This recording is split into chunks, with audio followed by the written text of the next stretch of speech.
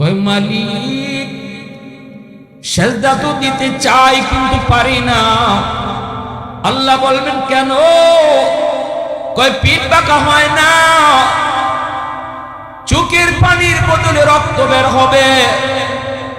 আল্লাহ পাক বলবে তোমাদের কি কষ্ট হয়?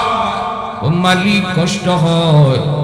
ডান দিকে তাকাইলে দেখি বন্ধু তোমারে সেজদা দেয়, বামে তাকাইলে দেখি প্রতিবেশী তোমারে সেজদা দেয়, যেদিকে তাকাই ওদিকে পরিচিত মানুষ তোমারে সেজদা দেয়, কিন্তু আমি পারি না মালিক, এজন্য আমার কষ্ট।